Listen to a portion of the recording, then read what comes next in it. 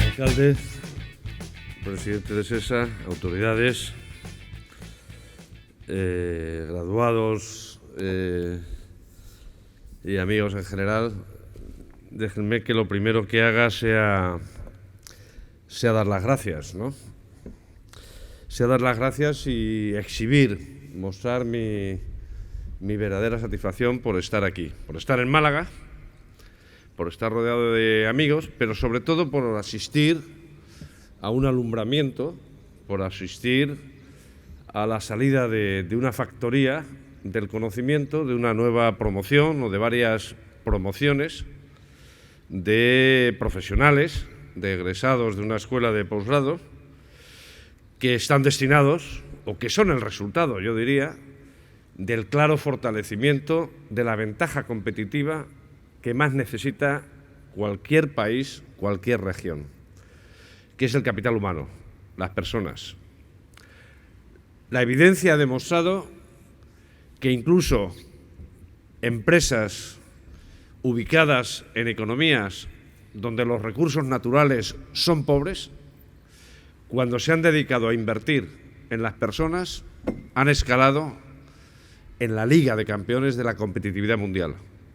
Sin la educación, sin el suministro de habilidades, sin saber hacer mejor las cosas, que es en última instancia lo que las escuelas de posgrado deben garantizar, no hay prosperidad. Puede haber crecimiento en el corto plazo, pero sin fortalecimiento de la educación a todos los niveles, no hay aumento de ese indicador que los economistas entienden es el de bienestar, de prosperidad de cualquier país, como es el cociente entre el valor de lo que producimos y el número de los que estamos. Y para garantizar eso hace falta hacer cada día mejor las cosas. Hace falta que las instituciones funcionen, hace falta que haya buenos empresarios, que la función empresarial vaya mejorando.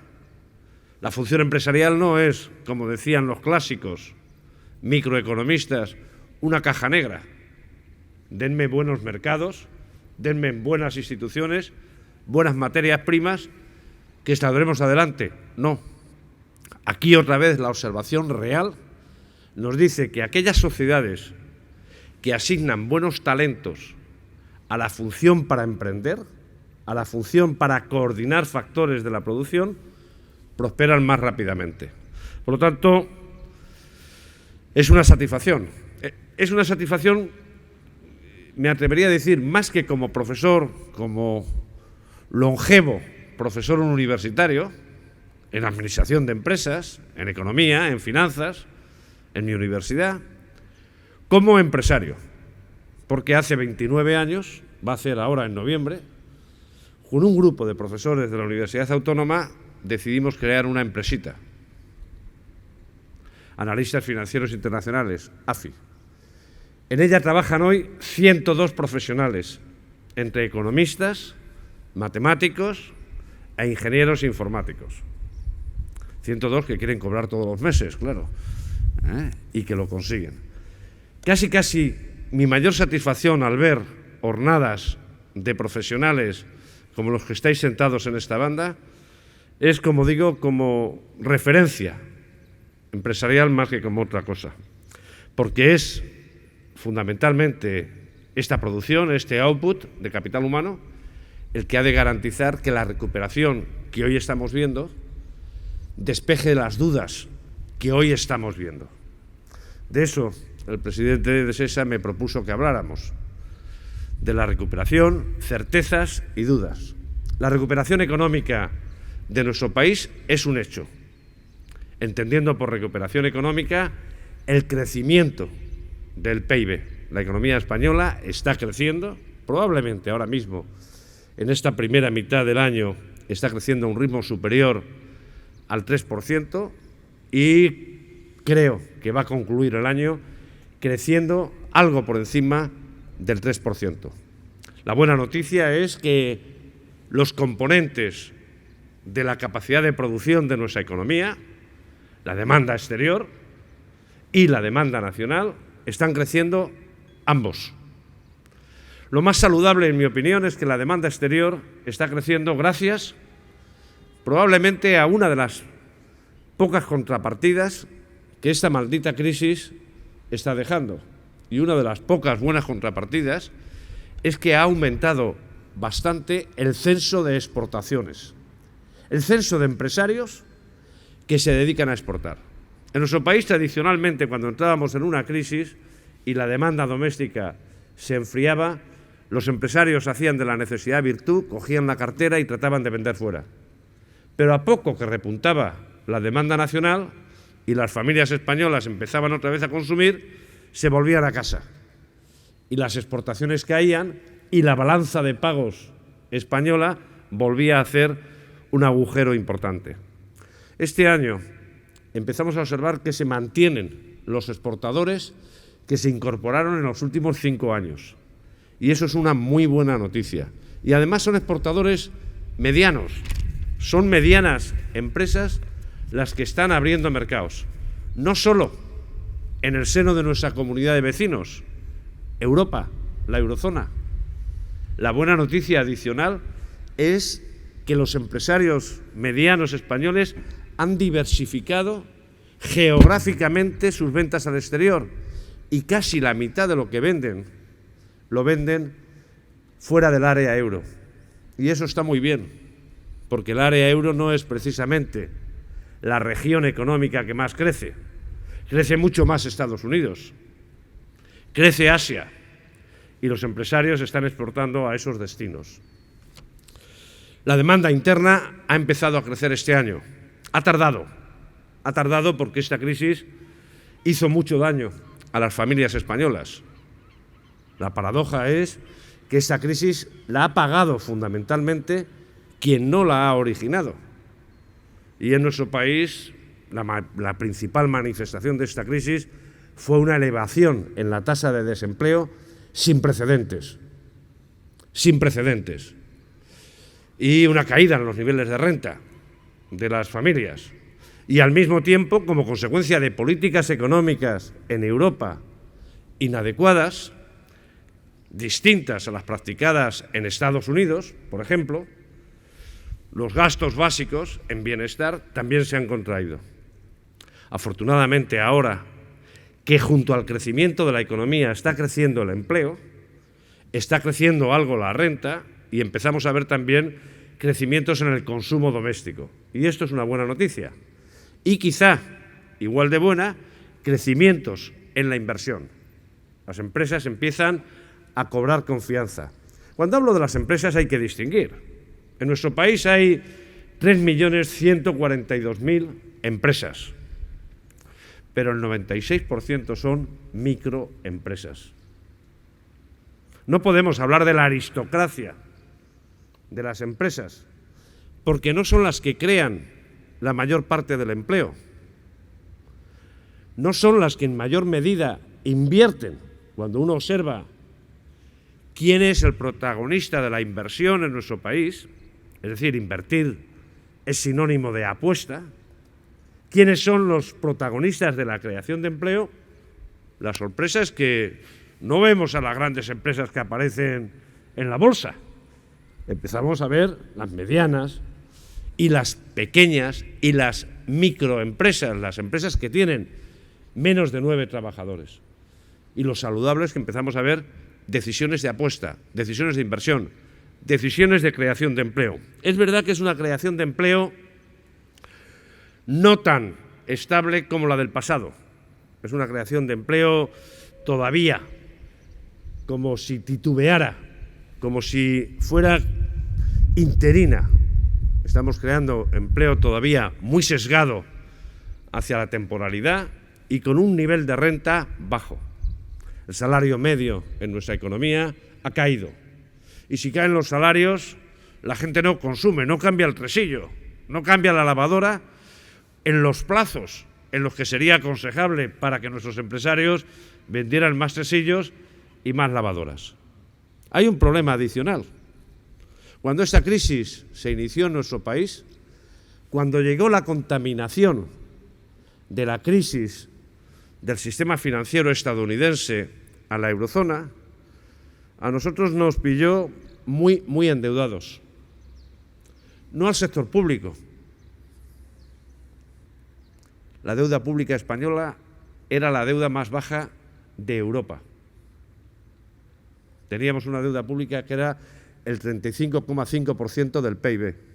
Mucho más baja que la alemana, claro. No teníamos déficit público. A 31 de diciembre del 2007, España era el país que tenía el mayor superávit público de la Unión Europea, un 2,1% del PIB. Pero teníamos deuda privada hasta aquí.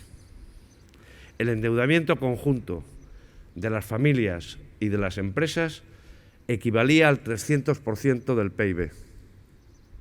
Había algunos sectores que tenían una deuda en niveles históricos, el sector de la construcción residencial y de la promoción inmobiliaria. Solo ese sector, a 31 de diciembre del 2007, debía 375.000 millones de euros. Y tanto las familias como las empresas, esa deuda la teníamos con el sistema bancario español. Por eso la primera reacción, cuando llega la infección de las hipotecas de alto riesgo desde Estados Unidos a la eurozona, la primera convulsión es en el sistema bancario. España tuvo una crisis bancaria. Lo que ocurre es que se le aplicó una terapia como si tuviéramos la misma crisis que Grecia, como si tuviéramos un problema de finanzas públicas. Y el resultado, lógicamente, es que la recesión se pronunció. Se adoptaron políticas procíclicas, que ahora, un poco tarde, el propio Fondo Monetario Internacional ha reconocido que no las deberíamos haber aplicado de esa forma. No hablo solo de España, cuidado, hablo del conjunto de la eurozona. Por eso nos ha costado más salir de la crisis y por eso es clave que la salida, aparte de las cifras, se traduzca en mayor renta de la gente.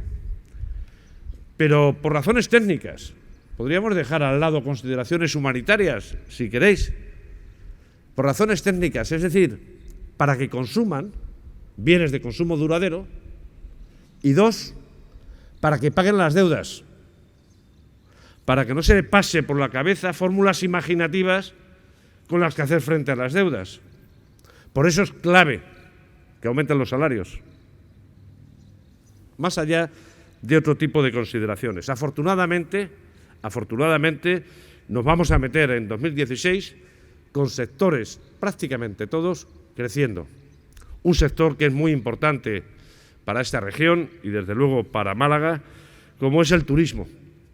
Pero también, afortunadamente, otros servicios no turísticos, servicios empresariales, servicios que las generaciones nuevas pueden poner en marcha. España se está convirtiendo en un exportador de servicios a empresas, de servicios de ingeniería, por supuesto de seguros, de servicios financieros, de transportes, y nuestra balanza de pagos, que en 31 de diciembre del 2007 tenía un agujero del 10% del PIB, hoy está equilibrada. Es una muy buena noticia. El problema, la duda, es que en la tracción, en la determinación, en el impulso de este crecimiento, hasta el día de hoy, los factores más importantes son externos. España está creciendo mucho porque el Banco Central Europeo ha echado la casa por la ventana. El Banco Central Europeo es el gran mayorista del dinero. Y en el 2012 decidió que haría todo lo que estuviera en su mano, cierro comillas, por evitar que el euro se fragmentara, sobre todo por evitar que la deuda pública española o italiana sufriera como si fuera una economía del tercer mundo. Y 4 años más tarde de lo que lo hizo su colega, la Reserva Federal, ha salido y ha empezado a comprar deuda pública el pasado 9 de marzo. Afortunadamente, eso significa, uno, que tenemos los tipos de interés sobre la deuda pública más bajos de la historia. Esta mañana, la deuda pública a 10 años cotizaba con un tipo de interés del 1,90. Cuidado con acostumbrarse a esto, porque el Banco Central Europeo ha dicho que va a seguir comprando 60.000 millones de euros todos los meses de deuda pública europea, pero solo hasta septiembre de 2016, que retirará el ponche de la fiesta. Pero por el momento es bueno, porque algo de esa bonanza financiera ya se está transmitiendo a nuestras empresas. Desde luego los bancos han conseguido salvar los males peores, también gracias a Europa. El 5 de junio del 2012, nuestras autoridades pidieron un rescate. Hicieron bien. Pidieron un rescate para ayudar a capitalizar el sistema bancario español. Una línea de 100.000 millones de euros, de los cuales se han utilizado 42.500 millones para que los bancos tengan un capital mínimo. Ya sabéis que los bancos, a diferencia de las mercerías, tienen que tener unos recursos propios mínimos, un ratio entre capital y activos totales. Lo tienen. Y además han podido los bancos españoles beneficiarse de esa liquidez abundante y barata. Parte de esa liquidez está llegando a las empresas. Y el crédito que había estado cayendo año tras año desde el 2008, este año va a crecer. También va a crecer, aunque no tanto como para las grandes, para las pequeñas empresas. Bienvenido Banco Central Europeo. Bienvenida la pertenencia de España a la eurozona. Segundo elemento, inducido de esa política de quantitative easing, esa política agresiva del Banco Central Europeo, el tipo de cambio del euro se deprecia. Bienvenida la depreciación del euro. La paradoja es que estábamos en crisis y el euro era caro y por lo tanto nuestros exportadores se encontraban desventajas competitivas a la hora de exportar a las áreas dolarizadas. Pero esta mañana el dólar euro estaba a 1,08. Está bien. Alguno puede decir, hombre, lo hemos llegado a ver por debajo del 1 por 1. Está bien. Se están beneficiando nuestros empresarios. Están exportando más fuera de la eurozona. Y el tercer factor externo que está ayudando mucho a la recuperación económica española es la caída en el precio de la materia prima más importante que hay en el mundo, el petróleo y el gas. Y eso beneficia a todos, pero a nosotros, como los dos factores anteriores, nos beneficia más que al promedio de Europa. Porque la economía española es la economía más dependiente de las importaciones de hidrocarburos de toda Europa. Lo que representa el valor de las importaciones de gas y de crudo sobre nuestro PIB es muy superior a lo que representa en otras economías. Por lo tanto, una caída en el precio, como hemos visto, del Brent, esta mañana estaba en 57, 58 dólares, desde los 130 y tantos que lo habíamos visto 2 años, es como si de la noche a la mañana nos metieran en el bolsillo a las familias y a las empresas españolas una transferencia de renta. Está muy bien. El problema con estos 3 factores es que no van a durar toda la vida. Y los empresarios, aquellos que tengáis como tarea asesorar a empresarios o crear vuestra propia empresa, no podéis hacer como los malos defensas, confiar en que el delantero delante del portero va a fallar. No va a durar.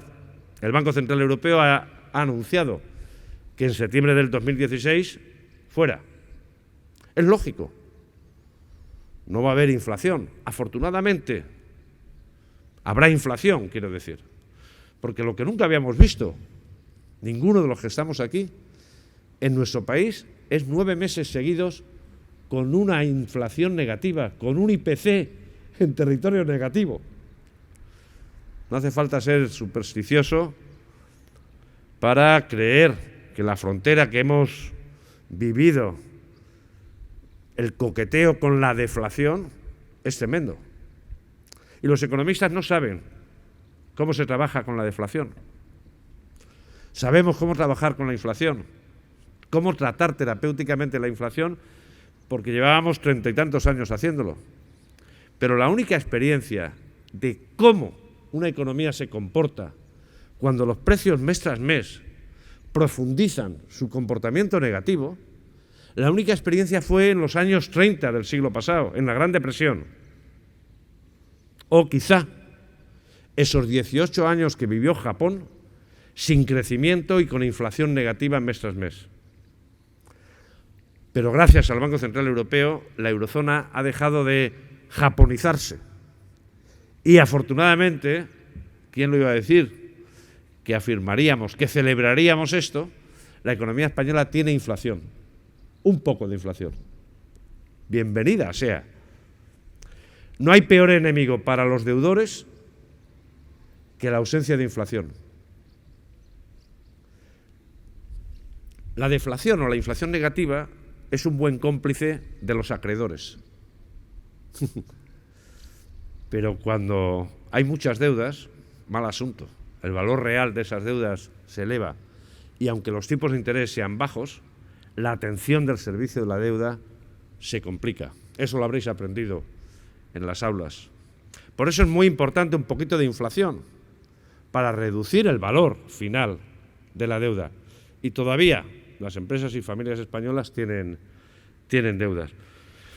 La cuestión es, ¿vamos a tener un Banco Central activo? ¿Vamos a tener un euro depreciado? ¿O vamos a tener el petróleo en 57, 58, 60 dólares toda la vida? No necesariamente. No deberíamos hacer como el mal defensa. Y deberíamos ir preparándonos para cuando esa tracción empiece a ser más débil. Por eso sería razonable que el año que viene la economía española creciera algo menos. A mí no me importa que crezca algo menos, que crezca medio punto menos, si se debilita un poco la atracción del Banco Central Europeo o del precio del petróleo. Me importa mucho que crezca mejor. Si a mí ahora me ofrecieran la posibilidad de hacer un deseo sobre la economía española el año que viene, 2016-2017, yo pondría encima de la mesa medio punto menos de crecimiento, firmaría el 2,5 que dice el Fondo Monetario Internacional que vamos a crecer el año que viene, si me garantizaran que íbamos a crecer mejor. ¿Y qué es crecer mejor? Crecer mejor es modificar nuestro patrón de crecimiento. Crecer mejor es observar cómo crecen de forma más estable las economías que son más competitivas en el mundo.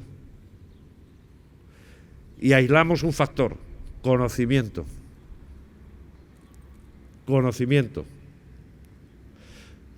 Está bien tener una intensidad en el sector, en sectores como el sector de la construcción residencial, etcétera, etcétera. Pero es muy importante que apliquemos más conocimiento a la tracción de nuestra economía. Nuestra economía española tiene una distribución sectorial razonable. Tenemos en torno a un 4% en la agricultura, un poquito más que la media europea. Tenemos un poquito menos en la industria, en torno a un 18-19%, y tenemos bastante más en los servicios. No pasa nada. No hay que hacerle ascos a los servicios, todo lo contrario. Todavía hay algunos colegas que dicen, hombre, la industria. Bueno, pero no hay que cambiar necesariamente chimeneas por servicios. No. Los servicios vienen bien. Lo que sí es importante es que la especialización que tengamos sean transformados del sector agrario, o sea en bienes, componentes del sector del automóvil, donde nuestro país es una potencia mundial, o en turismo, donde somos una de las 2 o 3 potencias mundiales en entrantes y en ingresos generados, hacerlo con ventajas competitivas que no tengan países competidores menos avanzados que nosotros. Y en ese sentido es saludable los intentos que ha hecho esta ciudad por introducirse en las tecnologías de la información y de la comunicación, que son el gran catalizador de la transición a la economía del conocimiento. Y ahí deberíamos empezar a preocuparnos por invertir. Hemos paralizado la inversión durante 5 años. Sin inversión no hay crecimiento. Deberíamos empezar, primero, a generar presión en Europa para que Europa concrete sus planes de inversión. El presidente de la Comisión Europea, Jean-Claude Juncker, llegó en enero a la Comisión prometiendo, en su famoso Plan Juncker, 315.000 millones de euros en infraestructuras. Pero afortunadamente no infraestructuras físicas, sino infraestructuras tecnológicas y conexiones de red que fortalecen la idea de mercado único de Europa y aumentan la productividad de las empresas.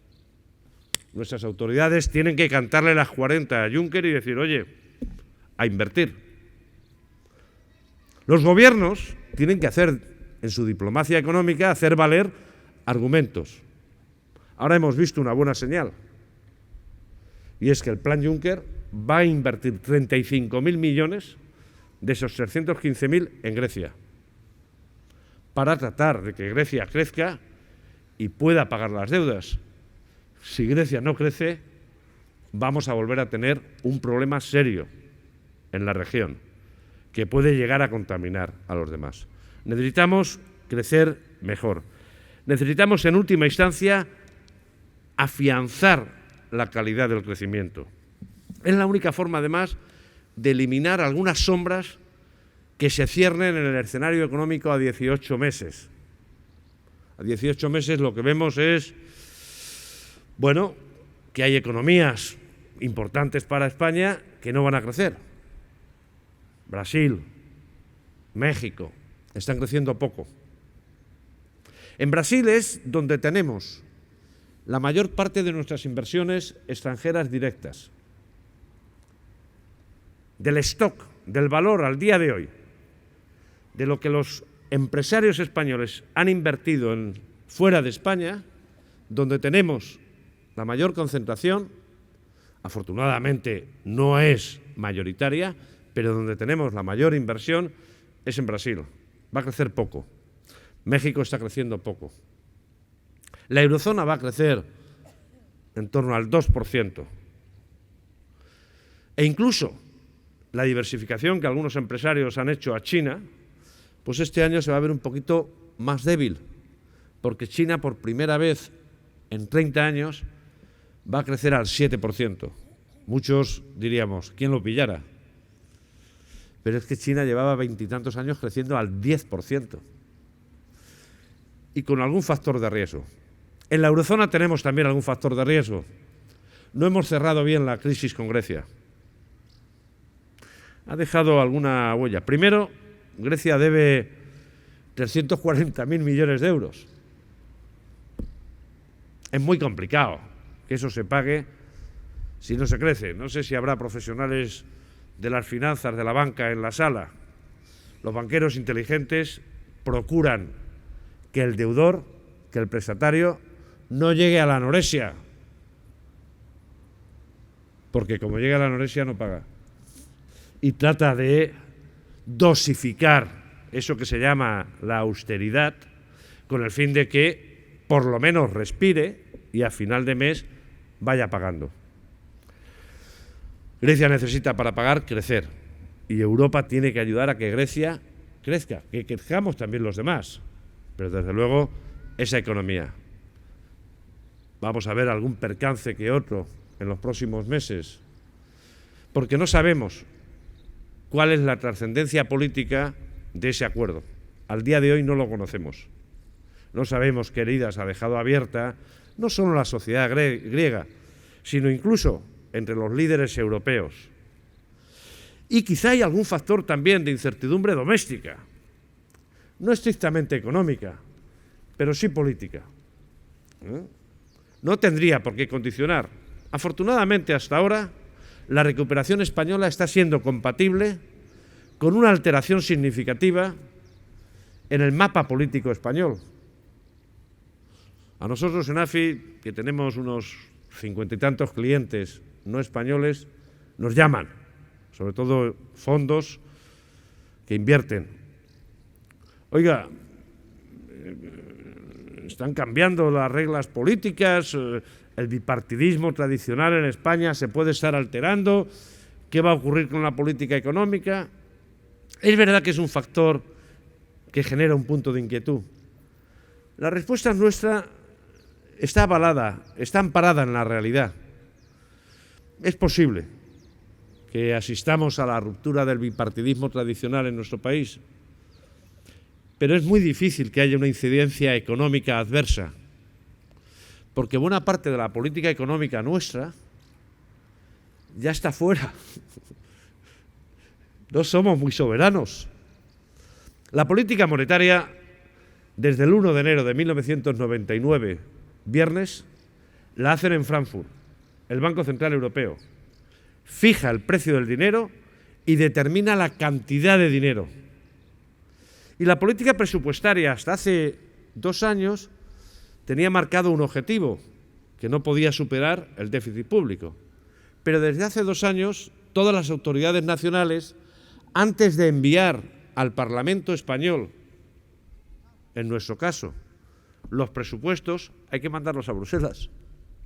Y Bruselas los ve, los revisa y dice, oye, demasiado gasto en esto, demasiado gasto en lo otro, ¿cómo que no vas a generar ingresos públicos? ¿Cómo que te planteas reducir impuestos con un déficit público del 5%? ¿Cómo vas a hacer esto? Este crecimiento que tú prevés no es muy compatible con la generación de estos impuestos. Y antes de que nuestros diputados le den el visto bueno a esos presupuestos, los tiene que dar el presidente de la comunidad de vecinos. A mí me parece muy bien. A mí me parece muy bien porque yo soy partidario de los Estados Unidos de Europa y creo que fuera no hacemos nada. Lo que ocurre es que tenemos que ser muy conscientes de esas limitaciones. Y por eso yo hacía antes referencia a 2 cosas, y con esto concluyo. 1, que nuestras autoridades en las reuniones de la comunidad de vecinos no se queden calladas y hagan valer el sacrificio y los esfuerzos que este país está haciendo. Y diga, oye, ¿no habíamos hablado de inversión en infraestructuras tecnológicas? Yo tengo proyectos en Málaga que podrían concursar para las conexiones de red y ampliación de la banda ancha. ¿No habríamos quedado en que habría que fortalecer la idea del mercado interior con conexiones de red eléctrica? ¿No habíamos quedado en que España podría ser un hub en la canalización del gas con el fin de reducir la dependencia y aumentar la seguridad ante posibles problemas geopolíticos? A las comunidades de vecinos, a las reuniones de comunidades de vecinos, no se puede ir mutis. Hay que exigir, hay que hacer valer la condición de cuarta economía más importante de la eurozona y una economía que ha aguantado una devaluación salarial durante la crisis como ninguna otra economía y que prácticamente tiene a la población detrás en su propósito europeo. Y esos son credenciales que hay que hacer valer. La otra condición es lo que estamos viendo hoy. Es, como decía William Baumol, un profesor de New York University, es tratar de que las sociedades, entre la distinta asignación que hacen de sus talentos, procuren que la mayoría de ellos se asigne a crear riqueza. Yo suelo decir, haciendo nuestro, españolizando la recomendación de Baumol, vamos a procurar que lo mejor de nuestra gente, en lugar de hacerse curas militares o catedráticos de universidad, se hagan emprendedores. El día que la tasa de natalidad empresarial, que ha sufrido muchísimo durante la crisis, Nosotros teníamos un 18% más de empresas en 2007. El día que la tasa de natalidad aumente, y en este sentido Málaga es un ejemplo en el conjunto de Andalucía, es verdad, habremos conseguido sentar las bases, insisto, no tanto para crecer mucho más, pero desde luego para crecer mejor. Suerte en vuestro desempeño profesional y no tengáis miedo a asumir riesgos. Muchas gracias.